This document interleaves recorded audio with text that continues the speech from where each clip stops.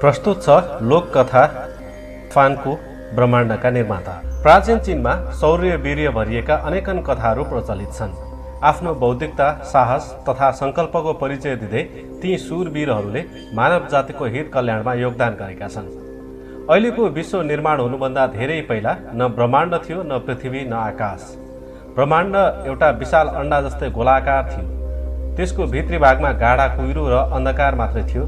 माथिल्लो र तल्लो वा दायाँ बायाँ भन्ने अन्तर थिएन। त्यहाँ पूर्व पश्चिम उत्तर दक्षिण भन्ने कुनै दिशाको छेक छन्द पनि थिएन। यही गोलाकार कुहिरो बीच एकजना वीर पराक्रमीको उत्पत्ति भयो, जसको नाम थियो फान्कु। कुहिरोमय विशाल अन्डाभित्र फान्कु 18,000 वर्ष पहिले हुर्किएर अन्ततः गहिरो निन्द्राबाट जागे। उनका आँखा खुले। हेर्दा त चारैतिर अन्धकारै अन्धकार छ। शरीर यति तातो भयो कि उनलाई असह्य भयो। सास लिन पनि निकै गिडगिडाट जस्तो हुन थाल्यो। उनी सिधा उभिन खोज्दै थिए, तर अन्डाको खोलभित्र निकै कसिएको अवस्थामा थिए। हात गोडा चलाउन पनि असम्भव। तब उनलाई अचाक्लै रिस उठ्यो र विशाल बन्चरो समाते पुरै शक्ति लगाएर प्रहार गरे। निकै गडगडाहटका साथ त्यो विशाल अन्डा फुट्यो। त्यहाँ हल्का द्रव्य मास्तिर छचल्कियो। बिस्तारै बिस्तारै त्यो आकाश बन्यो। जुनमा धेरै द्रव्य वा तरलता थियो, त्यो तलतिर उत्रिँदै गयो र जमिनको रूप लियो। फान्कु खुसीले गदगद भयो कि उनको परिश्रमले जमिन र आकाश अलग अलग भएर प्रकट भयो। तर उनलाई अर्को डर पनि थियो कि धरती र आकाश फेरि जोडिएलान्। फान्कुले आफ्नो शरीरलाई आकाशमा टेकाए र आफ्ना खुट्टा जमिनमा दबाए। आफ्नो दिव्य शक्तिबाट उनको शरीर दिनमा 9 पटक परिवर्तित हुने गर्दथ्यो। दैनन्दिन उनको शरीरको एक जाँग, जुन चीनको प्राचीन नाप 3.5 मिटर बराबर हुन्थ्यो, बढ्दै गएको थियो। यसका साथ आकाश पनि एक जाँग जस्तै अग्लो भयो र जमिन पनि एक जाँग मोटो भयो। एवं रीतिले 18,000 वर्ष बित्यो। फान्कु जमिन र आकाशको बीचमा एक अनन्त असीम विशाल मानव बने। उनको शरीर नै 90,000 माइल भन्दा पनि लामो थियो। त्यसपछि थाहा भएन कि कति वर्ष बिते। अन्ततः धरती र आकाश आफ्नो स्थानमा बलियोसँग स्थापित भएर फेरि एकट्ठा हुने सम्भावना रहेन। फान्कुले राहतको सास फेरे। तर त्यतिन्जेलसम्म यो संसारका निर्माता पनि पुरै थाकेका थिए। आफूलाई उभ्याएर राख्न उनीसँग ताकत नभएर क्षीण हुन थाल्यो। उनी लडखडाउन थाले। फान्कुको मृत्युपछि शरीरमा नयाँ बृहत परिवर्तन देखियो। उनको एउटा आँखा रातो रातो सूर्य बन्यो, अर्को आँखा चन्द्रमा, अन्तिम श्वास हावा र बादलको रूपमा बदलियो। अन्तिम आवाज बिजुलीको गर्जन बन्यो। उनको दारी कपाल चम्किला ताल बने। शिर र खुट्टा जमिनका 4 भुवन र पर्वत बने। रगत नदी र तालमा परिणत भए। मांसपेशी उर्वरा भूमि बन्यो। नाडीहरू बाटो बने। छाला र रौँ बोट बिरुवा अनि फूल बने। दाँत र खोपडी सुनचाँदी, फलाम, तामा र जेड धातुको रूपमा बदलिए। उनको पसिना वर्षा र पानीमा रूपान्तरित भयो। यस प्रकार विश्वको रूपाकार सम्पन्न भयो।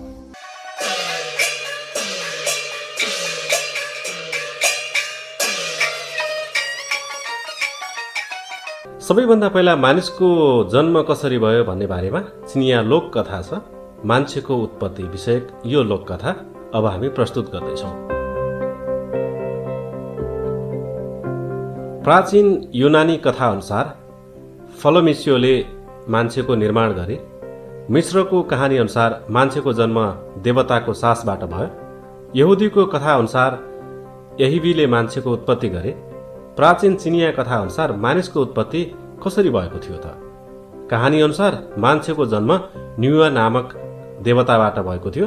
देवी न्युवाको शरीर मानवको जस्तो हुन्थ्यो र पुच्छर चाहिँ ड्रागनको जस्तो। यो मानिन्छ कि फान्कुले धरती र आकाशलाई फट्याएपछि देवी न्युवा यस धरतीमा विचरण गर्दै थिए। यो जमिनमा पहाड र नदीको विकास भयो। मैदान र रुख बिरुवा उम्रिए।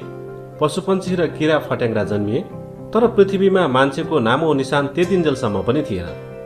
सबै ठाउँ निर्जन थियो। न्युवा निर्जन जमिनमा हिँडिरहेकी थिइन्। तर उनको मन किन बडो उदास र अकेलापनले भरिएको थियो। उनलाई लाग्यो कि आकाश र जमिनलाई अझै केही जीवन्त बनाउनुपर्छ। न्युवा विशाल जमिनमा विचरण गर्दै थिइन्। उनलाई रुख बिरुवा फूलसँग असीम प्रेम थियो। तर उनमा ज्यादा स्नेह तिनीहरूबाट आउँथ्यो जो जीवनले परिपूर्ण जीव जन्तु थिए। यस्ता सजीव वस्तुमा विचरण गर्दै उनले यस्तो विचार गरिन् कि फान्कोले सिर्जना गरेको विश्व खासमा परिपूर्ण छैन, किनकि पशुपन्छी तथा कीट पतङ्गको बुद्धि साह्रै सुस्त छ। उनलाई योभन्दा पनि अलिक उत्कृष्ट जीवन उत्पन्न भएमा गजब हुन्थ्यो कि जस्तो लाग्न थाल्यो। न्युवा चीनको पहेँलो नदी किनारमा, जसलाई येल्लो रिभर पनि भनिन्छ, पहेँलो नदी किनारमा विहार गरिरहेकी थिइन्। नदीको स्वच्छ पानीमा उनको सुन्दर छाया देखियो। उनलाई आफ्नो सुन्दर छाया देखेर अचम्म र खुसी लाग्यो। नदीको माटोले उनले आफ्नो आकृतिको जस्तो मानव मूर्ति बनाउन कोसिस गरिन्। न्युवा एकदमै सचेत र कार्यशिल्पीयुक्त थिइन्, त्यसैले केही मिनेटमै उनले अनेकन माटो निर्मित मानव बनाइन्। यी मानव आकृति उनी जस्तै थिए। फेरि उनले मानव शरीरका साथै आफ्नै जस्तो पुच्छरको सट्टा दुईवटा खुट्टा र दुईवटा हात जोडिदिइन्। अन्तमा न्युवाले साना साना मानव मूर्तिमा प्राण फुकेर हालिन्। हेर्दा हेर्दै साना साना मानव मूर्तिमा जीवन सञ्चार भयो। उनीहरू साँच्चै जीवित भएर उठे। उनीहरू खुट्टामा उभिएर हिँड्न पो लागे। उनीहरूको हात पनि निकै चलाखीका साथ काममा निपुण हुन थाले। उनीहरू मुखले आवाज निकालेर गाउन थाले। न्युवाले उनीहरूलाई मानवको नाम दिइन्। न्युवाले केही मानव शरीरमा याङ्सी अर्थात् पुल्लिङ्गी प्राण भरिन्, जसबाट पुरुषहरू विकसित भए। केही अन्य मानिसमा एन्सी अर्थात् स्त्री प्राण फुकिन्, जसबाट नारीको रूपमा दुनियाँ पैदा भयो। पुरुष र स्त्रीहरू न्युवाको चारैतिर घुम्दै उफ्रिँदै गर्न थाले। खुब हर्षोल्लास थियो। यसबाट संसारमा मानव जीवनको सञ्चार हुन थाल्यो। न्युवाले चाहेकी थिइन् कि उनीद्वारा निर्मित मानवहरू अनन्त भूमिसम्म फैलिउन्, तर उनी निकै थकित भइसकेकी थिइन्। त्यसैले हात खुट्टाको क्षमता पनि कमजोर हुन थालिसकेको थियो। उनमा एउटा तरिका उत्पन्न भयो, एउटा विचार उनको मनमा आयो। त्यसैले उनले घाँसको लहरोलाई नदीभित्र हालिन् र बेसरी घुमाइन्। यसरी लडोको तल्लो भागमा माटो टाँसियो अनि द्रुत गतिमा डोरीलाई जमिनमा ल्याएर र्याई र्याई घुमाइन्। डोरीमा लागेको माटोको कण कण बुँदको रूपमा विभिन्न ठाउँमा छरियो। जता जता माटोको कण पर्यो त्यहाँ मानवको स्वरूपमा त्यहाँ मानवको स्वरूपमा परिवर्तन हुन थाल्यो। यसरी येल्लो रिभर, पहेँलो नदीको माटो र पानीको बुँदहरू मिलेर मानवीय संसार फैलिने गरी निर्माण भयो।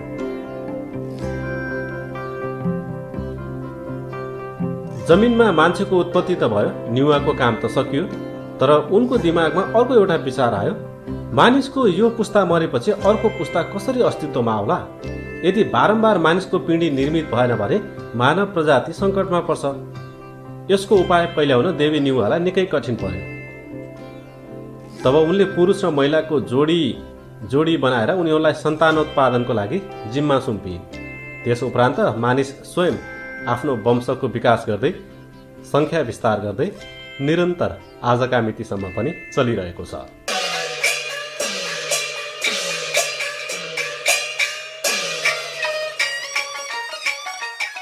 चिनिया लोककथा सूर्यको पिछा। आदिम प्राचीन कालमा उत्तरी मरुभूमिको मैदानमा एउटा गगनचुम्बी पर्वत उभिएको थियो। पर्वतको घना जङ्गल बीचमा ठुलो संख्यामा बलिया बाङ्गा अजङ्गका मान्छेहरू बस्ने गर्दथे। उनीहरूका मुखियाको कानमा दुईटा सुनका साँप लपेटिएको हुन्थ्यो भने दुवै हातमा सुनकै सर्प समातिएका हुन्थे। ती मुखियाको नाम क्वाफू थियो। आदिवासी क्वाफूहरू दयालु, बहादुर र मेहनती थिए। उनीहरू वर्षौंदेखि शान्त र सुखमय जीवन व्यतीत गरिरहेका थिए। कुनै एउटा वर्ष मौसम निकै गर्मी भयो। घामका ताता किरण सिधै जमिनमा परेकाले हरिया रुख जति सबै सुकेर मरे। नदी र ताल तलैयाको पानी पनि सुक्यो। मानिसहरू चर्को गर्मी सहन नसकेर आहत हुँदै मर्न थाले। मर्नेहरूमा क्वाफू आदिवासीका जनताहरू पनि थिए। मुखिया भएको नाताले क्वाफू निकै दुखित भए। माथि सूर्यलाई हेर्दै उनले भने, सूर्य निकै दुष्ट रहेछ। म उसलाई पछ्याएर पक्रिन्छु र मान्छेले भने जस्तो गर्नका लागि बाध्य नपारी छोड्दिन। आदिवासी जनताले त्यसो नगर्नका लागि मनाउने प्रयास गरे। उनीहरूले सूर्य धेरै टाढा भएकाले त्यता नजान पनि सुझाए। सूर्य नजिक पुग्दा पुग्दा थाकेर मर्नेसम्मको चिन्ता पनि सुनाए। कसैले भने, सूर्य आफैमा त्यस्तो तातो छ, नजिक पुग्ने बित्तिकै जलिन्छ। तर क्वाफूले एकपटक सङ्कल्प गरेपछि गरे जनताको दुःख महसुस गरेपछि उनले कबुल गरे, तिमीहरूको सुख चयनका लागि म अवश्य पनि त्यस सूर्यलाई पक्रेर ल्याएरै छाड्नेछु। जनताबाट बिदा लिएर क्वाफू सूर्योदय हुने दिशातर्फ अघि बढे। तेज कदमका साथ हावाको वेगमा उनी अघि बढ्दै रहे। आकाशमा सूर्यको ताप पनि तीव्रताका साथ दौडिरहेको थियो। क्वाफूले पिछा गर्नका लागि ज्यान दिएर दौडे। अग्ला पहाड पार गरी ठुला नदी तरे जमिन उनको पाइला चालले थर्कमान भयो। थकित क्वाफूले जुत्ताभित्र पसेको बालुवा निकालेर खुट्टा भुइँमा राखे। तब एउटा विशाल पहाड उत्पन्न भयो। खाना बनाउनका लागि 3वटा ढुङ्गाको चुलो बन्यो। ओदान जस्तो अग्लो पहाडको आकृति बन्यो, जुन 1000 मिटर अग्लो थियो। क्वाफू सूर्यको पछि दौडिँदै रहे र सूर्यको नजिक पुग्दै थिए। उनको विश्वास पनि लगातार बढिरहेको थियो। अन्तमा क्वाफू सूर्यास्त हुने स्थल नजिकै पुगे। सूर्यको विशाल रातो आगोको गोल क्वाफूका सामुन्ने चम्कियो। लाखौं किरणले क्वाफू आलोकित भए। क्वाफू आफ्ना दुवै हात फैलाएर सूर्यलाई पक्रिन लागे, तर सूर्यको किरण निकै तेजिलो र तातो थियो। क्वाफूलाई निकै प्यास लाग्यो। उनी पहेँलो नदी किनार पुगेर पानी पिउन थाल्छन्। पानी फेरि पिउँछन्, तर प्यास मर्दैन। क्वाफूले फेरि उत्तरतिर दौडिँदै 1000 माइलको तलाउतर्फ निशाना ताक्छन्। तलाउको पानी क्वाफूको प्यास मेट्नका लागि काफी हुन्थ्यो, तर क्वाफू त्यहाँसम्म पुग्न पाएर बाटैमा प्यास र थकानले उनको प्राण गयो। दौडिरहेका बेला क्वाफूलाई आत्मग्लानि भयो। उनको भावना आदिवासी जनताको उद्धारमा जोडिएको थियो। उनले आफ्नो लट्ठीलाई टाढा कतै हुर्याए। जहाँ लट्ठी धसियो त्यहाँ आरुका रुखहरूको घना जङ्गल उत्पन्न भयो। आरुको जङ्गल शताब्दीदेखि नै हरियालीमय भयो। जङ्गलको छायामा मानिसहरू विश्राम गर्न सक्थे। ताजा आरुका फलले उनीहरूको प्यास मेटाउन सक्थ्यो, थकान मेटाउन सक्थ्यो। उनीहरू पुनः ताजगी भएर आफ्नो यात्रालाई निरन्तरता दिन सक्थे। क्वाफूले सूर्यको पिछा गर्नुको अर्थ प्राचीन चिनियाहरूको जीवनमा सुख ल्याउने अभिलाषा थियो। उनले आफ्नो ज्यानको बाजी लगाए। उनको अदम्य भावना अमर रह्यो। त्यसैले चिनिया प्राचीन पुस्तकहरूमा क्वाफूको कहानी उल्लेख गरेको भेटिन्छ।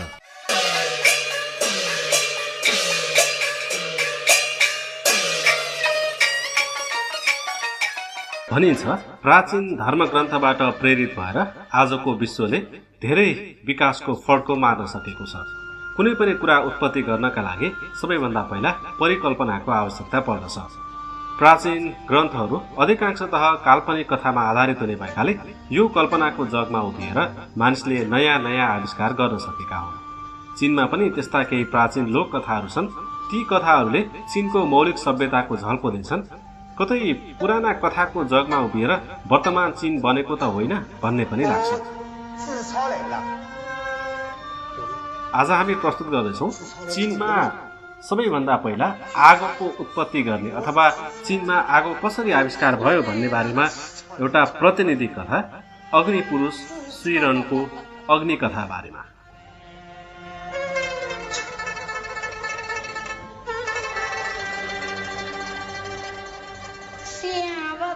धेरै वर्ष अगाडि मानव जातिको जीवन निकै दुःखदायी थियो। मानिस अनपढ भएकाले उनीहरूका सामुन्ने अनेकन दुःखहरूको पहाड तेर्सिएका हुन्थे।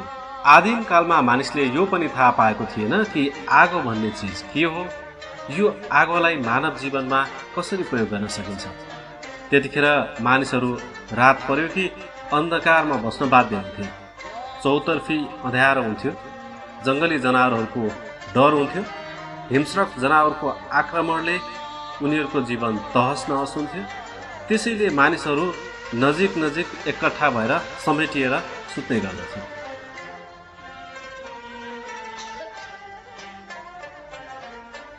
उज्यालो थिएन। रातहरू निकै चिसा वा डरलाग्दा भएर गुज्रन्थे। आगो नभएका कारण मानिसहरू काँचो कचिलो खानेकुराहरू खान्थे।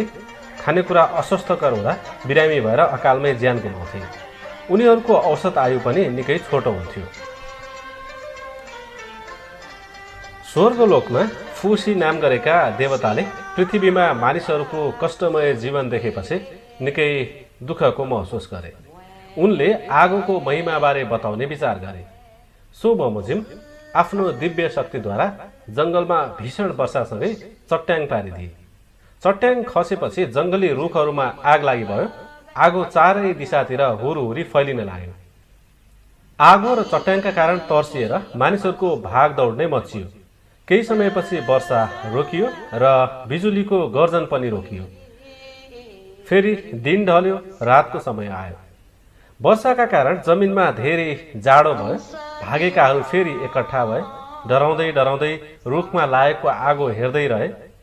त्यसै बेला एक युवाले चाल पाए कि पहिला पहिला कराउने जङ्गली जनावरहरू आगलागी भएको यस रात त कराइरहेका छैनन् नि। के ती जनावरहरू रुखमा लागेको यस्तो उज्यालोदेखि डराउँदा रहेछन्? ती युवा साहस बटुलेर आगोको नजिकै गए। उनलाई कता कता शरीरमा न्यानोपन भए जस्तो लाग्यो। उनले अचम्मित हुँदै अरूहरूलाई पनि बोलाए, यता आउनु यता, यो बलिरहेको वस्तु उति खतरनाक रहेनछ। यसले त उज्यालो पनि छरिरहेछ, तातो पनि बनाइरहेछ। मानिसहरूले थाहा पाए कि आगो लागेको आसपासको क्षेत्रमा त जनावरहरू जलेर मरेछन्। जनावर जल्दाको बास्ना पनि खुबै मिठो फैलिरहेको थियो। उनीहरूले खाएर हेरे, निकै स्वादिलो पनि लाग्यो। सबैजना भेला भए। जलेको जनावरको मासु खाए। यस्तो लाग्यो कि यति मिठो मासु त जीवनमा पहिले कहिल्यै खाइएको थिएन। त्यसमाथि मानिसहरूलाई के थाहा भयो भने आगो त मूल्यवान चिज पो रहेछ। तब उनीहरूले रुखका डाली र हाँगा बटुलेर बाले आगो सुरक्षित राखे। उनीहरूले बारम्बार आगो नजिक बस्ने बानी बसाले। आगोलाई निभ्नै दिएनन्। एक रात आगो रक्षक मानिसहरू सबैजना भुसुक्कै निदाएछन्। रुखका हाँगा बिगा पुरै जलिभएकाले आगो निभ्यो अनि मान्छे फेरि अँध्यारो तथा चिसोको सामना गर्ने ठाउँमै फर्कियो।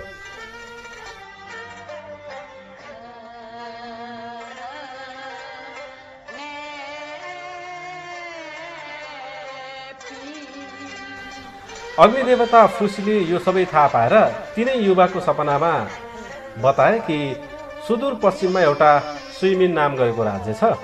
त्यहाँ आगोको बिउ पाइन्छ। त्यस ठाउँमा गएर आगोको बिउ लिएर आऊ। सपनामा बिउजिएपछि युवाले सोचे, हुन्छ, सपनामा अग्निदेवताले जे कुरा भनेका थिए म त्यसलाई पछ्याउँछु। तब उनी आगो लिनका लागि निस्किए। घना जङ्गलहरू पार गर्दै, अग्ला अग्ला पहाड र फराकिला नदीहरू नाग्दै र हजारौं अप्ठ्याराहरू सामना गर्दै ती युवा सुइमिन राज्य पुगे। त्यहाँ पुगेपछि उनले थाहा पाए उस्तै अँध्यारो रहेछ। कुनै आगोको अस्तित्व सङ्केत देखिँदैन त। जता हेऱ्यो त्यतै अँध्यारो। उनी निराश र हैरान भए एउटा रुख मुनतिर बसे। त्यस रुखको नाम सुइमु थियो।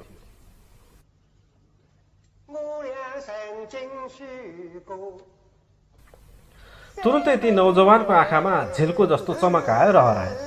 फेरि आयो र फेरि उसै गरी हरायो। यस्तो पाराले अलिअलि उज्यालो चारैतिर छरी जस्तो लाग्यो। उनी जुरुक्क उठे र चारैतिर नजर डुलाए। आखिर यो उज्यालो कहाँबाट आइरहेछ? उनले थाहा पाए कि सुइमु नामक रुखमा कैयन पन्छीहरूले आश्रय लिइरहेका रहेछन्। ती चराहरूले रुखका चेपचेपमा लुकेका किराहरू खानका लागि चुच्चोले बेला बेलामा ठुङ्ग ठुङ्ग ठुङ्दा रहेछन्। त्यसैले पो झिलिक्क झिलिक्क उज्यालो निस्किँदो रहेछ। उनले विचार गरे, कतै आगोको बिउ यसै रुखमा त लुकेको छैन। ती युवाले तुरुन्तै रुखबाट एउटा हाँगा भाँचे। त्यो डाले हाँगोलाई रगडे। त्यसो गर्दा साँच्चै आगोको झिल्को त निस्कियो, तर आगो नै चाहिँ बलेन। तथापि उनले हार खाएनन्। उनले अनेक तरिकाले हाँगालाई रगडे। धीरतापूर्वक प्रयास गरिरहे। उनको प्रयास सार्थक भयो। तब अन्ततः हाँगाबाट धुवाँ पुताउन थाल्यो। सफलताले आनन्दित युवाका आँखा रसाउन थाले। ती नौजवान आगोको बिउ लिएर आफ्नो आधार स्थलतर्फ फर्किए। उनले आगोको त्यस्तो बिउ लिएर आए जुन काठको घर्षणबाट पैदा हुन्थ्यो र कहिल्यै पनि समाप्त हुँदैन थियो। आगोको बिउ भन्नु नै आपसी घर्षण रहेछ। अहिले सारा मानव जगत आगोको न्यानो पाएर नतमस्तक छ। उनीहरूले अब चिसो लाग्ने वा जङ्गली जनावरबाट डराएर अन्धकारमा रात काट्नुपर्ने अवस्थाबाट मुक्ति मिल्यो। ती युवाको बुद्धि र अकल्पनीय क्षमता देखेर मानिसहरूले उसलाई मुखिया बनाए। उसलाई सुइरन अर्थात् आगो ल्याउने पुरुष भनेर पहिचान दिए।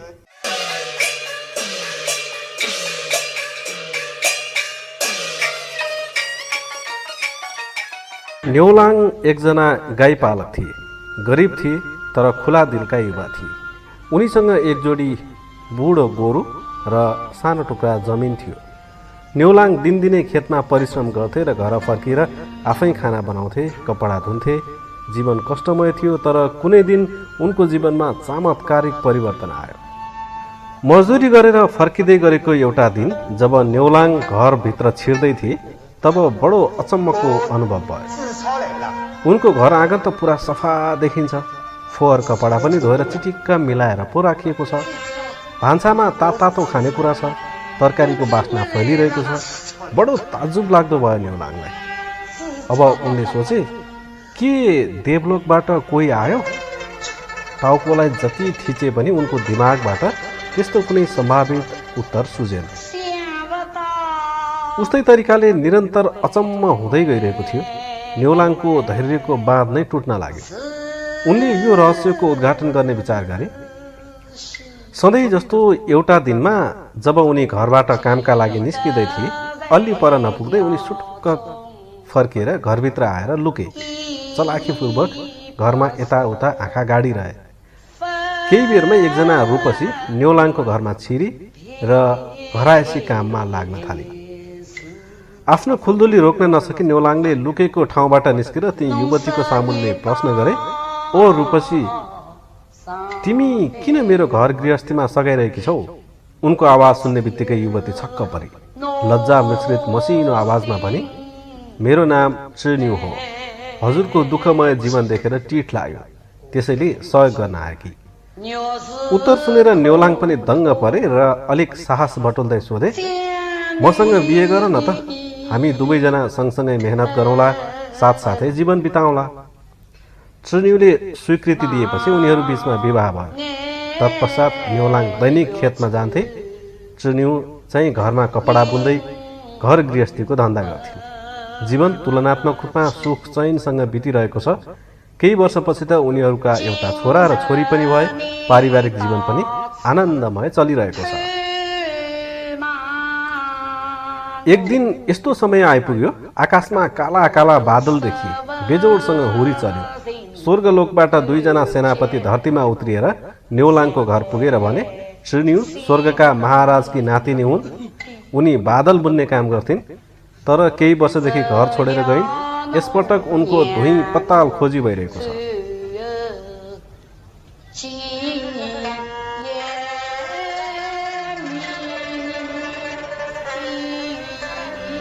सेनापतिहरूले जबरजस्ती चुन्युलाई स्वर्ग फिर्ता लिएर गए। आफ्नी प्राण प्यारीलाई जबरजस्ती स्वर्गमा लाँदै गर्दाको त्यो क्षण न्योलाङ पनि लाचार थिए र टुलु टुलु हेर्न विवश थिए। दुई बच्चालाई काखमा च्यापेर उनले चुन्युलाई फिर्ता ल्याएरै छाडे र पारिवारिक मिलन गराउने सङ्कल्प गरे। तर धरतीका मानिसहरू स्वर्ग कसरी जान सक्थेन? न्योलाङले दुःख र विरहका साथ वर्ष दिनहरू कटाए।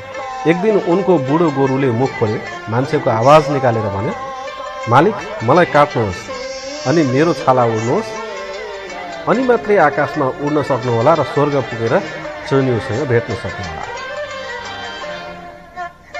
न्योलाङलाई कुनै पनि कारणले आफ्ना प्यारा बुढो गोरुको गर्दन छिनाल्ने क्रूरता पैदा हुन सकेन। बुढो गोरुले बारम्बार मनाउने प्रयास गर्यो। निर्विकल्प भएपछि न्योलाङले पनि वध गर्नुपर्ने निर्णयलाई स्वीकारे।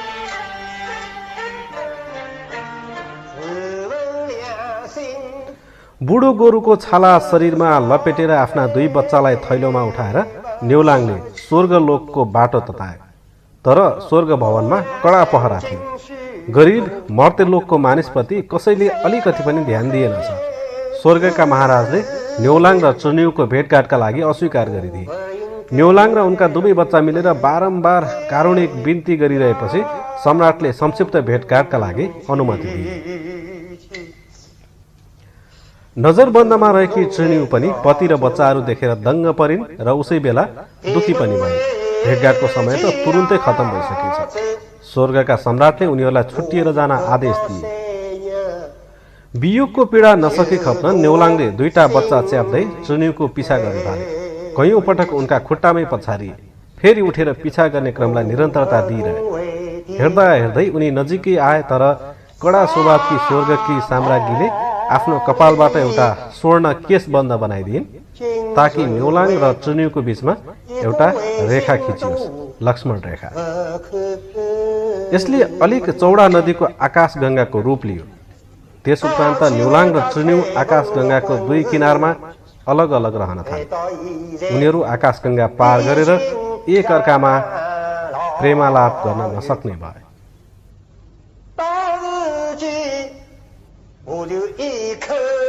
चिनिया परम्परागत पात्रो अनुसार हरेक वर्ष 7औं महिनाको 7औं दिनमा उनीहरूलाई एकचोटि मात्रै भेटघाट गर्ने अनुमति दिइन्थ्यो। सोही दिन लाखौं नीलकण्ठचरीहरू मङ्गलमय कामनाका साथ आकाशमा उड्थे।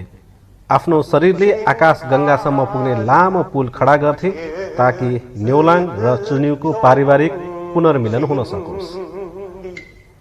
यो लोककथा अनुसार वर्तमानमा पनि चिनिया परम्परागत पात्रो अनुसार हरेक वर्ष 7औं महिनाको 7औं दिनमा चीनमा एउटा दिवस मनाइन्छ, जसलाई चिनियामा छिसिचे भनिन्छ र यसको अर्थ प्रेम दिवस भन्ने हो।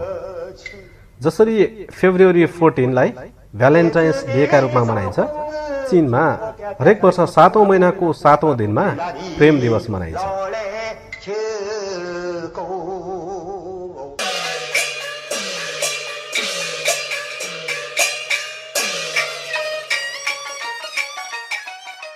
यो कथाको विषय छ माओ सुईद्वारा आफैलाई सिफारिस।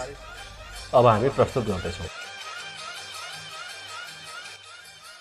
चीनमा एउटा लोकोक्ति निकै प्रचलित छ, यदि सुन हो भने चम्किरहनेछ। चीनमा अर्को उखान पनि प्रचलित छ, माओ सुईले आफैलाई सिफारिस गरेका थिए। प्राचीन कालमा चीनमा युद्ध राज्यकाल थियो।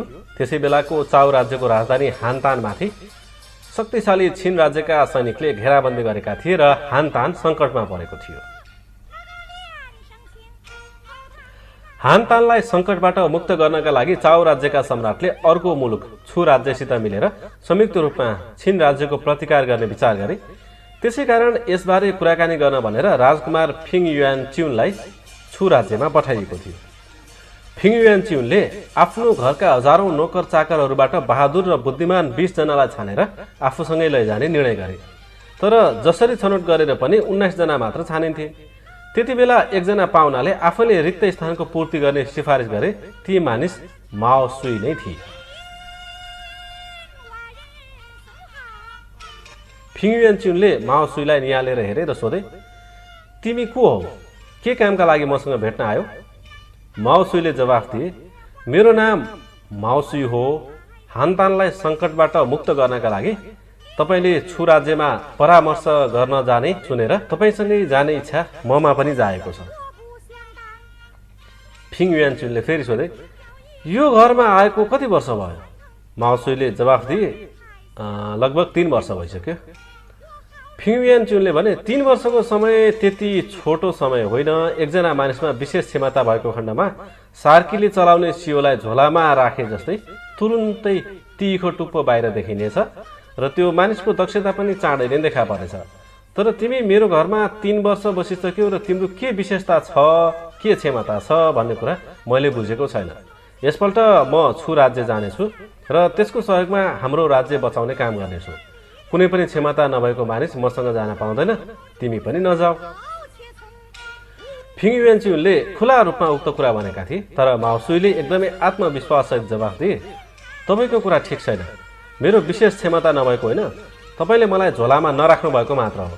यदि तपाईले मलाई पहिले नै झोलामा राख्नु भएको भए मेरो विशेष क्षमता सार्कीको सियो जस्तै निस्किसकेको हुन्थ्यो।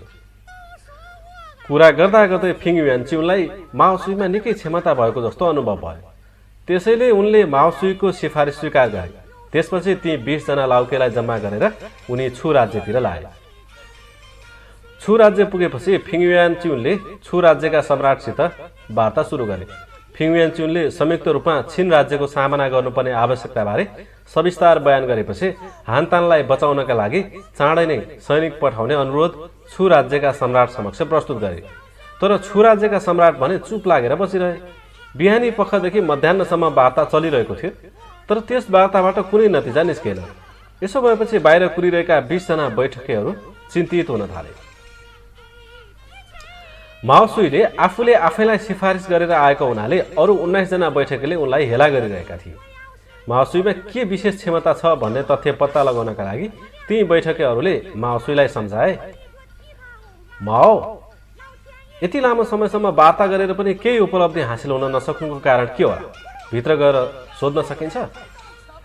माओसुईले उनीहरूको प्रस्ताव स्वीकार गरे र कम्मरमा बाँधिएको तरबारलाई बेसरी समातेर छु राज्यका सम्राट सामु गए र भने,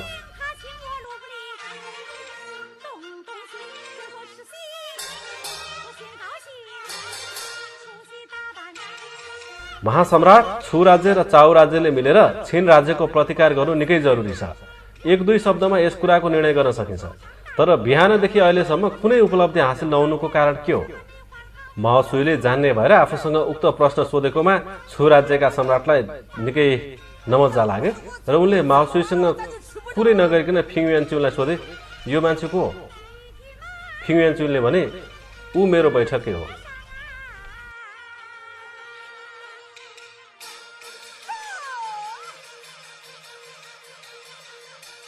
छु राज्यका सम्राटले निकै रिसाएर माओसुईलाई गाली गरे, म र तिम्रो मालिकसँग कुरा गर्दा तिमीले पनि हाम्रो कुरा काट्यौ, तिमी को हो? सम्राटको यो कुरा सुनेर निकै क्रोधित भएको माओसुईले तरबार निकालेर सम्राटतिर 2 पाइला बढेर ठुलो स्वरमा भने, आदरणीय सम्राट, तपाईले मलाई गाली गर्ने आँट गर्नुको कारण के हो? कारण हो छु राज्य ठुलो छ र अहिले तपाईका वरिपरि धेरै अंगरक्षक छन्। तर म र तपाईँ बीच 10 पाइलाको मात्र दूरी भएकाले छु राज्य ठुलो भएर पनि र अंगरक्षक बढी भएर पनि तपाईको प्राण मेरो हातमा छ। के को लागि तपाईले मलाई गाली गर्नुभएको? माओसुईको कुरा सुनेर डरका कारण छु राज्यका सम्राटको जिउबाट खलखली पसिना आए र चुप्प लागेर बसे। माओसुईले फेरि भने, छु राज्य ठुलो छ, यसलाई प्रभुत्व देखाउनु पर्छ। तर तपाईँ छिन राज्यदेखि निकै डराएका कारण छिन राज्यले पटक पटक छु राज्यमाथि आक्रमण गरेर छु राज्यका धेरै ठाउँमाथि कब्जा जमाएको छ। यो कता हो कता ठुलो लाज हो। यस कुराको विचार गर्दा हामी चाउ राज्यका बासिन्दाहरूलाई पनि लाज लागिरहेको छ। अहिले हामी तपाईसँगै मिलेर संयुक्त रूपमा छिन राज्यको सामना गर्ने प्रस्ताव लिएर आएका छौँ र यसको उद्देश्य हानतानलाई मुक्त गर्नु हो। यसका साथै यसबाट तपाईको छु राज्यका लागि बदला पनि लिन सकिनेछ। तर तपाईले भने कायरता देखाइराख्नु भएको छ। तपाईँ के महासम्राट हुनुहुन्छ? तपाईलाई लाज लाग्दैन? माओसुईको यो हिम्मतदार कुरा सुनेर छु राज्यका सम्राटलाई लाज लाग्यो र उनी केही पनि बोल्न सकेनन्। माओसुईले फेरि भने, आदरणीय छु राज्यका सम्राट, कसो चाउ राज्यसित मिलेर छिन राज्यको सामना गर्ने तपाईको इच्छा छ कि छैन? मेरो इच्छा छ, मेरो इच्छा छ, छु राज्यका सम्राटले भने। यसरी चाउ राज्य र छु राज्यका बीच संयुक्त रूपमा छिन राज्यको सामना गर्ने सम्झौता भयो। फिङयुआनचुन आफ्ना 20 जना बैठकेलाई लिएर हानतान फर्किए। चाउ राज्यका सम्राटसित भेटेर फिङयुआनचुनले भने, यसपल्ट म छु राज्य जाँदा माओसुईको आवश्यकता ठुलो रहेछ। उनी राम्रो बागपटुता भएका मानिस भएकाले हाम्रो चाउ राज्य सङ्कटबाट मुक्त छ। 10औं लाख शक्तिशाली सेनाभन्दा उनको शक्ति बढिरहेछ।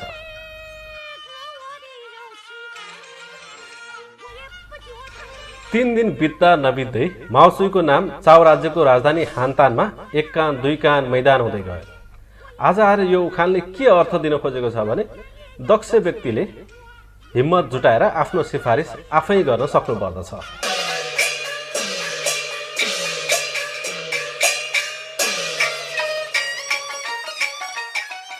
यो लोककथाको शीर्षक छ अन्नका राजा। चीनको प्राचीन सभ्यता कृषि सभ्यता अन्तर्गत पर्दथ्यो। यसैले चीनका पौराणिक कथामा कृषि सम्बन्धी थुप्रै कहानी लेखहरू पढ्न सकिन्छ। मानव जातिको जन्म पश्चात मानिसमा मुख्यतः शिकार गर्ने, माछा समात्ने र जङ्गली फलफुल खानुमा जीवन निर्वाह हुने गर्दथ्यो। उनीहरू दिनभर दौडधुप गर्थे र कहिलेकाहीँ भोकै पनि सुत्नुपर्ने हुन्थ्यो। प्राचीन कालमा चीनको यौताई भन्ने स्थानमा च्याङयुन नामकी युवती बस्थिन्। एक दिन च्याङयुन खेल्नका लागि बाहिर निस्किन्। जब घरमा फर्किँदै थिइन् तब बाटोमा ओसिलो ठाउँमा उनले एउटा ठुलो पदचार देखिन्। यसले उनलाई आश्चर्यचकित बनायो। उनले आफ्नो पाइला पनि ती पद चिन्हमाथि राखिन् त निकै हलचलको महसुस मचिएझै भयो। घर फर्किएको केही दिनमा च्याङ्गी उनले गर्भधारण गरिन्। केही समयपछि बच्चा पनि जन्मियो। बच्चाको पिता थिएन। छिमेकीले अपशकुनीको आरोप लगाउँदै बच्चासहित उनलाई गाउँबाट लखेटे।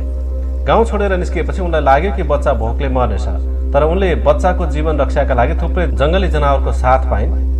पोथी जनावरले आफ्नो दूध पिलाए। उनलाई जीवित देखेर गाउँवासीलाई रिस उठ्यो र चिसो चिसो हिउँ फ्याँकिदिए। गाउँवासीहरू फर्किन नपाउँदै आकाशमा पन्छीहरू पुगेर आफ्नो पखेटाद्वारा बच्चालाई न्यानो फ्याँक्न थाले।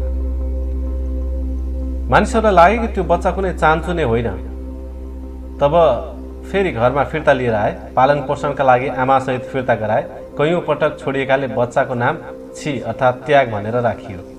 छि बचपनमै निकै महत्त्वाकांक्षी थियो। जब उसले थाहा पायो कि शिकार गर्न र जङ्गली फलफुल जुटाउन मानिसलाई निकै गाह्रो र कडा मेहनत वा दौडधुप गर्नुपर्ने रहेछ, त्यति हुँदाहुँदै पनि भोक प्यासले मानिसहरू मर्दा रहेछन्, तब उसको मनमा एउटा विचार आयो, यदि यो ठाउँमा खानेकुरा आपूर्ति गर्न सकिएको भए कति जाति हुन्थ्यो।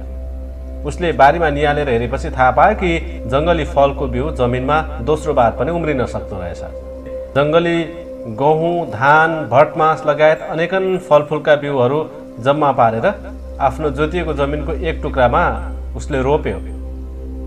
बेला बेलामा पानी सिंचित गर्यो, झारपात गोडमेल गर्यो। जब फसल पाक्यो त्यो त जङ्गली फलभन्दा पनि निकै ठुलो मात्रा र स्वादका हिसाबले बेजोड उत्पादन भयो।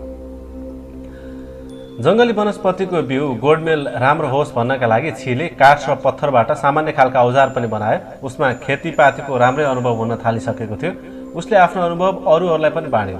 त्यसपछि मानिसले शिकार गर्ने, माछा पक्रिने वा जङ्गली फलफुलमा पूर्णतया निर्भर रहनु परेन। उनीहरूलाई खेतीपातीको ज्ञान भयो। छीको यो योगदानका कारण मानिसहरूले होचीको नामले सम्मान गर्न थाले। प्राचीन चिनियामा होको अर्थ शासक र चीको अर्थ अन्न भन्ने हो। उसलाई अन्नको राजाको उपाधि दिइयो। होचीको देहावसानपछि चिनियाहरूले प्राकृतिक रूपमा निकै सुन्दर र उर्वर भूमिमा त्यसलाई गाडे। त्यहाँ अनेकन फलफुलको राम्रो उत्पादन हुन्थ्यो। हरेक शरद ऋतुमा फसल काटिन्थ्यो। ठुलो सङ्ख्यामा पन्छीहरू आएर नाच्दै गाउँदै राम रमाइलो पनि गर्ने गर्दथे। स्वर्गका देवताहरू आउने जाने सिँढी उनको समाधिको नजिकै थियो। त्यहाँको जग्गा ज्यादै उर्वरा भयो। त्यस बेला त्यहाँ फिनिक्स चराहरूले पनि नाच्ने चमत्कारिक दृश्य पनि देख्न थाले।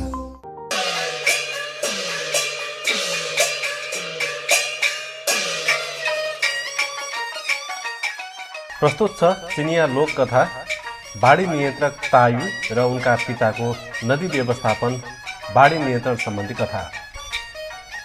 तायु नामका एकजनाले नदीको व्यवस्थापन गर्ने सम्बन्धी कथा चीनमा झन्डै झन्डै सबै परिवारलाई थाहा भएको कुरा हो। तर तायुका बुबा कुनयु पनि जनसमूहको हितका लागि नदीको व्यवस्थापन गर्ने एकजना वीर पुरुष नै थिए। प्राचीन कालमा लगभग 22 वर्षसम्म चीनमा बाढी प्रकोपका कारण जनजीवन निकै दुःखदायी बनेको थियो। देशभरि जताततै पानी नै पानी हुन्थ्यो। खेतीपाती सबै पानी मुनि डुब्दथ्यो। मानिसहरूका घर पनि पानीमा डुबेका कारण जीवन निकै कठिन हुन्थ्यो। यसका साथै जनावरहरूले बेला बेलामा मानिसमाथि आक्रमण गर्ने गर्थे। यस्तो कठिन अवस्थाका कारण जनसङ्ख्या घट्दै गएको थियो। यो देखेर तत्कालीन राजा निकै चिन्तित भए।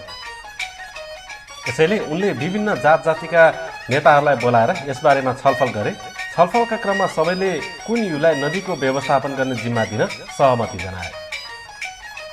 आदेशअनुसार कुनयुले काम गर्न सुरु गरे। भयङ्कर बाढीको प्रकोप देखेर उनले निकै विचार गरे र एउटा उखान सम्झे, सिपाहीको विरोधमा जनरल, पानीको विरोधमा माटो। गाउँ बस्तीका चारैतिर उच्च बाँध बनाएपछि बाढी नियन्त्रण कार्य सफल हुने विचार कुनयुले गरेका थिए। वास्तवमा त्यसबेला जताततै पानी नै पानी मात्र थियो। माटो र ढुङ्गा कहाँबाट ल्याउने? त्यसबेला पानीबाट एउटा कछुवा बाहिर निस्क्यो र कुनयुलाई भन्यो, स्वर्गमा सिराङ नामक मूल्यवान वस्तु छ। तिमी सिराङ नामक मूल्यवान वस्तु पाएपछि यसलाई भुइँमा फ्याँकेमा सिराङ छिट्टै पहाड र बाँध बन्नेछ। यो कुरा सुनेर कुनयु धेरै खुसी भए। उनले कछुवालाई बिदा गरे। त्यहाँदेखि असाध्यै टाढा पश्चिम दिशातर्फ लाग्यो। कुनयुले अति नै दुःख कष्ट झेलेर पश्चिमी दिशामा रहेको खुल्लुन पहाड पुगे। उनले स्वर्गका सम्राटसँग दर्शन भेट गरेपछि आफू नदीको व्यवस्थापन गर्न र जनसमूहलाई बचाउनका लागि सुराङ नामक मूल्यवान वस्तु लिनका लागि यहाँ आएको हुँ भनेर बताए। तर स्वर्गका राजाले उनको माग अस्वीकार गरिदिए। कुइयुको मनमा बाढीको प्रकोपबाट प्रभावित जनसमूह मात्र आइरहेको हुन्थ्यो। त्यसैले उनले लुकीछिपी सुराङ नामक त्यो वस्तु चोरेर पूर्वतर्फ लागे। उनले छिट्टै सिराङलाई भुइँमा छरे। साँच्चीकै त्यो सिराङ तुरुन्तै पानीको सतहभन्दा उच्च देखियो। बाढी 1 मिटर बढेपछि त्यो सिराङ 10 मिटर अग्लो हुन्थ्यो। अन्तमा बाढी नियन्त्रित भयो। मानिसहरू बाढीको चपेटाबाट मुक्त हुन पाएकोमा खुसियाली मनाउँदै खेतीपाती गर्न थाले। स्वर्गका सम्राटलाई कुइयुले सिराङ चोरेको कुरा थाहा पाएर निकै रिस उठ्यो। उनले आफ्ना सिपाही र जनरललाई सिराङ फिर्ता गराउनको लागि जमिनमा पठाए। सिराङ नभएपछि बाढीको प्रकोप फेरि देखा पर्यो। फेरि सबै बाँध र खेतीपाती नष्ट भयो। राजालाई पनि यो देखेर निकै रिस उठ्यो। त्यसपछि उनले एउटा आदेश दिए। त्यस आदेशमा उल्लेख भए अनुसार कुइयुले पानी छेक्ने कुरा मात्रै थाहा पाएका छन्। बाँध भत्काएपछि स्थिति झन भयावह भयो। कुइयुले 9 वर्षसम्म नदीको व्यवस्थापन गरे तापनि केही सफलता हासिल हुन नसकेकोमा उनलाई मृत्युदण्ड दिइनेछ। राजाले कुइयुलाई यु पहाडको झ्यालखानामा राखे। 3 वर्षपछि कुइयुलाई मारियो। कुइयु मरेमा बाढी प्रकोपको समस्या झन बढ्ने विचार त्यहाँका जनताले गरिरहेका थिए। 20 वर्षपछि राजा फेरिए। अब सन नामक राजा आए। राजा सनले कुइयुको छोरा तायुलाई नदीको व्यवस्थापन गर्ने अधिकारीमा नियुक्त गरे। सुरुमा उनले आफ्ना बुबाले अवलम्बन गरेको उपाय अपनाएर बाढी रोक्ने प्रयास गरे। उनले बाँध बनाएपछि बाढी पहिलेको भन्दा झन ठुलो भयो। बाँध फेरि ध्वस्त भयो। धेरै पटक यस्तो भएपछि तायुले बुझे खाली बाँध बनाएर मात्र बाढीको प्रतिरोध गर्नु सम्भव छैन। यो तरिका बाहेक पानी अर्कै दिशातिर बगाउने तरिका पनि अपनाउनुपर्छ। त्यसैगरी तायुले एउटा देवता कछुवाको पिठ्यूमा सिराङ राखी यताउता दौडाए। ओह्रालो ठाउँ देखेपछि तायुले त्यहाँ सिराङ भन्ने वस्तु हाल्थे जसबाट मानिसहरूका आवासलाई पानीको सतहभन्दा उच्च बनाउन सकिन्थ्यो।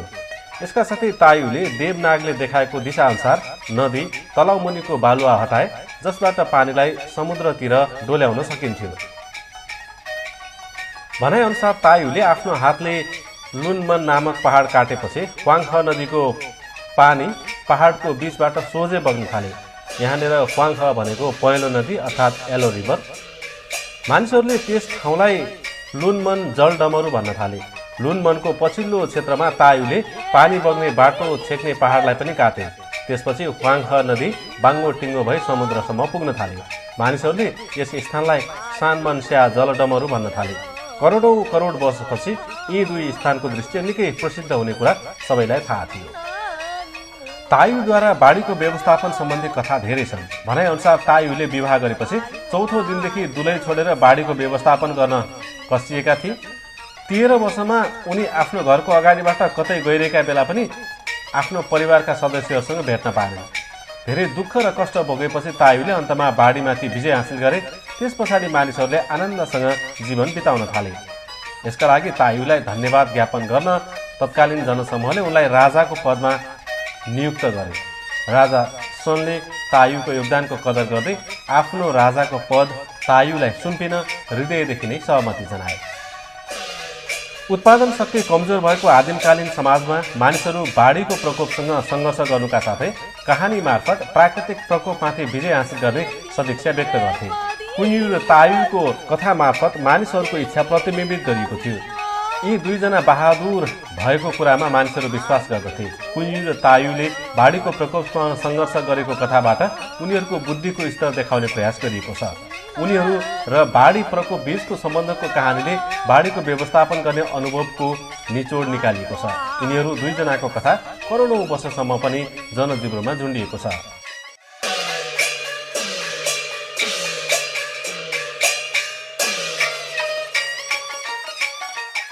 प्रस्तुत छ कथा महासेनानी हानसिंहको टाङमुनि छिर्दाको अपमान।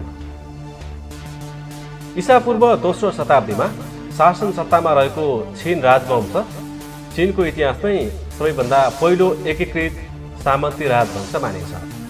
चीनको विश्वविख्यात लामो पर्खालको प्रारम्भिक स्वरूप पनि यसै राजवंशकालमा तयार भएको थियो। तर 2 पुस्ताका सम्राट बाबु र छोराले निरङ्कुश शासन चलाएका कारण छिन राजवंशको रजाई 15 वर्ष मात्र कायम रहन सकेको थियो।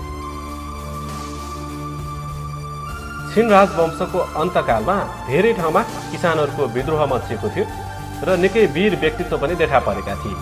हानसिङ ती मध्येका एकजना नामी सेनानी हुन्।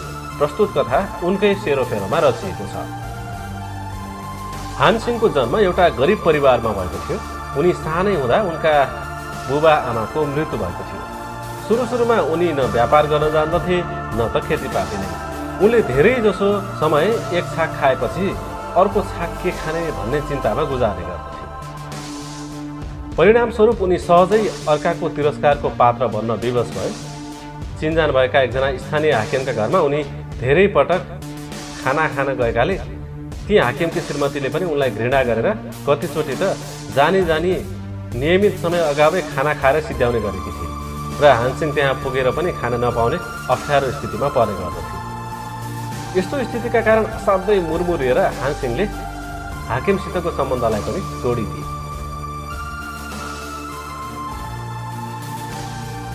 केही सिप नलागेपछि हानसिङ पेट पाल्नका लागि त्यहाँको वाइसुए खोलामा बल्छी लिएर माछा मार्न गए।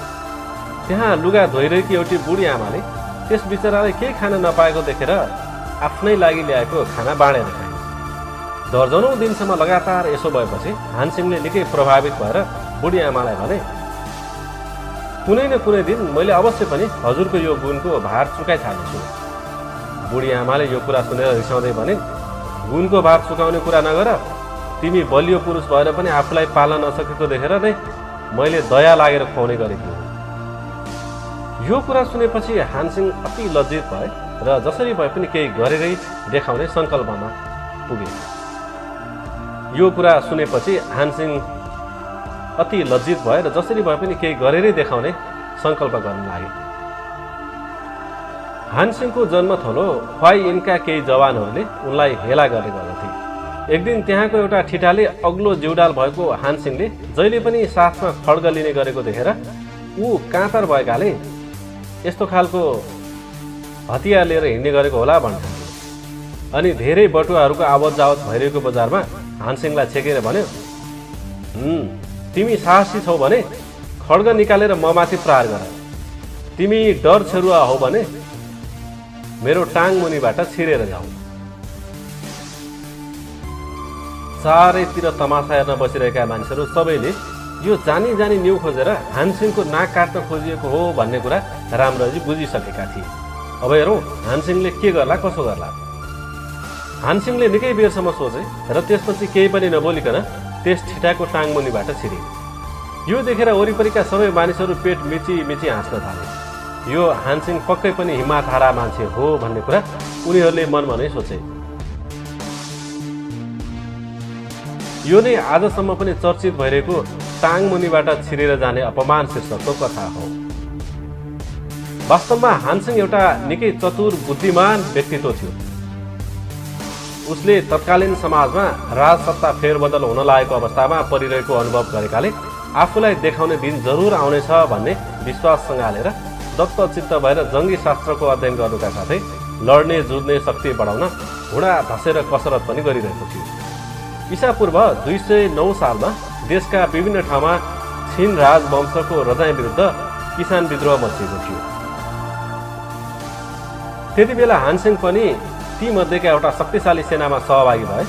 सो सेनाका नायक पछि अर्को राजवंशका संस्थापक बन्न पुगेका सम्राट लिउपाङ नै हुन्।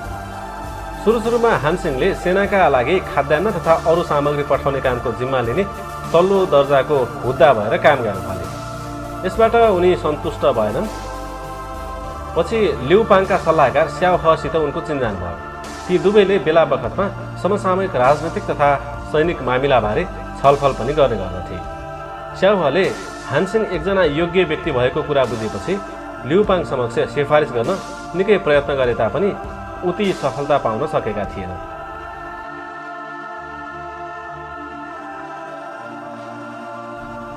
हतोत्साहित भएका हानसिङले एक दिन अर्को सेनामा सेवा गर्ने विचार गरेर अरूले चाल नपाउने गरी लिउपाङको सेना छोडे।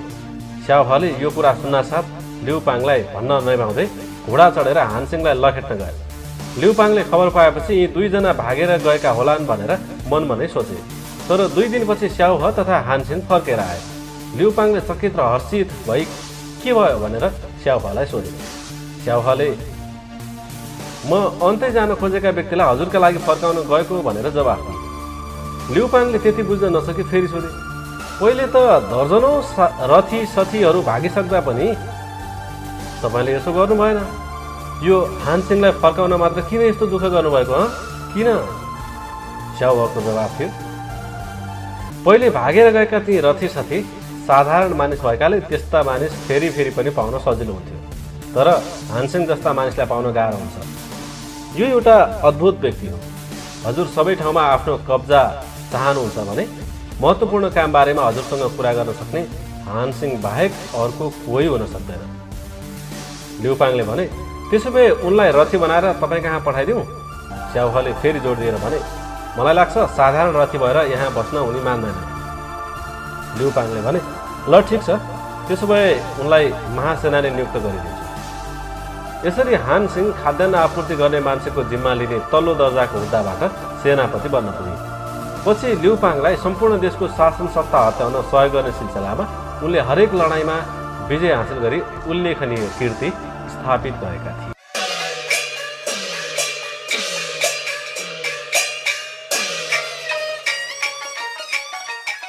प्रस्तुत छ लोककथा सम्राटहरूको युद्ध, बहादुर सम्राट ह्वाङतीको कथा।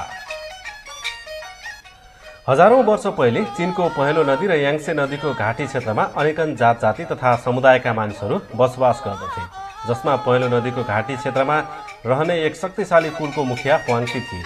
अर्का शक्तिशाली कुलका मुखिया यान्ती थिए। दुवै नातामा भाइ भाइ पर्दथे। तर याङ्से नदीको घाटी क्षेत्रमा त्यही समुदायमा च्युली जाति बस्दथ्यो। उनका मुखिया छायु थिए, जो निकै बलवान र क्रूर योद्धा थिए। छायुका 81 भाइ थिए, जसका मुखमा मानवाकार तर शरीरमा जनावरको जस्तो स्वभाव हुन्थ्यो। उनीहरू निकै बहादुर र शक्तिशाली थिए। तरबार, बल्छी र तीर हान्ने जस्ता हतियारहरू प्रयोग गर्नमा सिपालु थिए।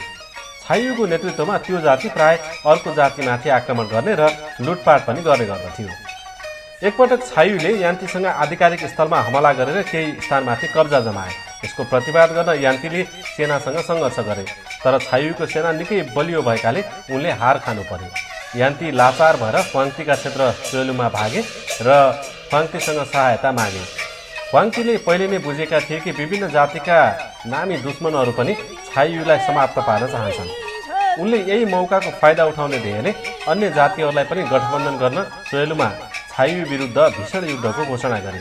जीवन मरणको युद्ध थियो।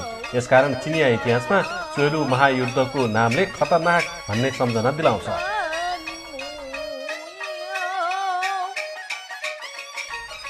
युद्धको प्रारम्भिक समयमा छायुले आफ्ना ठुल्ठुला हतियार तथा बहादुर सैनिकको बलमा लगातार विजय प्राप्त गर्यो। तर ह्वाङतीले विभिन्न किसिमका शिकारी जनावरको पनि साथ पाए र रणसङ्ग्राममा युद्ध जित्ने प्रयास गरे। ह्वाङती सेनाको अदम्य प्रहार तथा जनावरको सामु छायु सेनाको होस आवाज उड्यो र हार खाएर उनीहरू तितर बितर भए। ह्वाङती आफ्ना सेना लिएर पराजित छायु सेनाका पिछा गर्न लागे, तर अचानक आकाशमा कालो बादल मडारियो। घनघोर अँध्यारो भयो, तीव्र आँधी चल्यो र भयङ्कर चट्याङ पर्यो। मुसलधारे वर्षा भयो। यसैले ह्वाङती सेनाको मार्च पनि रोकियो। खासमा छायुले वायु देवता र वर्षा देवतालाई सहायताका लागि गुहारेका थिए। तर ह्वाङतीले स्वर्गबाट ताप देवतालाई निम्त्याए। उनले आफ्नो दिव्य शक्तिद्वारा हावामा वर्षालाई भगाइदिए। क्षणमै हावा र वर्षा थामियो। अन्ततः आकाश पुरै सफा भयो। छायुले तान्त्रिक हदखण्डा गर्दै घना कुहिरो मचाएपछि ह्वाङती सेना त्यसमै हराए। ह्वाङतीले आकाशबाट ग्रह सप्तर्षि सिद्धान्त अनुसार दिशा सूचक यन्त्र बनाए र मार्गदर्शन अनुरूप ह्वाङती सेना कुहिरोबाट बाहिर निस्कियो। अनेकन घमासान युद्धपछि ह्वाङतीले छायुका सबै 81 भाइलाई मारिदिए। छायुलाई जिउँदै कब्जामा लिइयो। ह्वाङतीको आदेशमा छायुमाथि जन्जिर लगाइयो, मृत्युदण्डको सजाय सुनाइयो। यसै आशंकामा कि मृत्यु पश्चात पनि छायुले कुनै दुष्टाइ गर्न नसकोस्, त्यसैले उनको शिर र शरीर अलग अलग पारियो। दुवैलाई निकै टाढा टाढा गाडियो। उसमाथि लगाइएको जन्जिर पहाडमा फ्याँकियो। जन्जिरले रुखको जङ्गलको रूप लियो।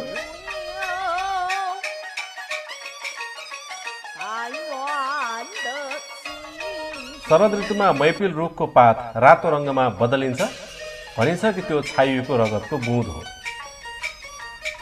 छायुको मृत्युपछि पनि उसको बहादुरी तथा ताकतवर छवि डरलाग्दो मानिन्थ्यो। ह्वाङतीले उसको तस्बिरको सैनिक ध्वजमा अंकित गरे। ह्वाङतीले उनको तस्बिरलाई सैनिक ध्वजमा अंकित गरे, जसबाट साहस जुटाएर ह्वाङतीका सेना निर्भीक र वीर भए र दुश्मनमाथि डर देखाएर भगाउन सफल भए। यस महायुद्धपछि ह्वाङतीलाई अनेक जातिले समर्थन गरेर बिस्तारै बिस्तारै उनी सबै जातिका मुखिया बने। ह्वाङती बुद्धिमान र कार्यकुशल थिए। उनले अनेक आविष्कार गरे। राजमहलको निर्माण, रथ र जहाजको निर्माण, कम्पास तथा पञ्चरङको वस्त्र आदि उनले संरचना गरेका चिज हुन्। ह्वाङतीकी पत्नी लोचु पनि एक आविष्कारक थिइन्। पहिला रेशमी किरा जङ्गली मानिन्थ्यो। जातीय मानिसहरू यसको काम र उपयोगिताबारे अनभिज्ञ थिए। लोचुले मानिसलाई रेशमका किरा पाल्न र रेशमी धागो कुन्ने तथा रेशमी कपडा बुन्ने तरिका सिकाइन्। त्यसपछि चीनमा रेशमी कपडाको आविष्कार भयो। ह्वाङतीले मण्डपको सिर्जना गरे। लोचुले मण्डपका डिजाइनबाट प्रेरित भएर वर्षामा प्रयोग हुने छाताको आविष्कार गरिन्। प्राचीन कालमा चीनमा ह्वाङतीले असीम समानता राख्दथे। त्यसको उत्तरवर्ती कालमा चीनका मानिसहरू ह्वाङतीलाई चीन राष्ट्रको पूर्वज मान्दथे र आफूलाई ह्वाङतीको सन्तान भन्न थाल्दथे, किनकि ह्वाङती र यान्ती दुवै निकटका नातेदार थिए र दुवैको गोत्र अन्ततः एउटैमा बाँधिएको थियो। चिनियाहरू आफूलाई यान हुङको सन्तान पनि भन्छन्। चीन राष्ट्रको यी मान्य पूर्वजको स्मृतिमा चिनियाहरूले पहेँलो नदीको तटमा अर्थात् आजको यान्सी प्रान्तको ह्वाङती काउन्टीको उत्तर अवस्थित छोसान पहाडमा ह्वाङतीको समाधिस्थल बनाएका छन्। हरेक वसन्तकालमा विश्वका विभिन्न स्थानमा फैलिएका चिनिया प्रतिनिधिहरू त्यहाँ गएर राष्ट्रका यी महान पूर्वजप्रति श्रद्धाञ्जली अर्पण गर्ने गर्दछन्।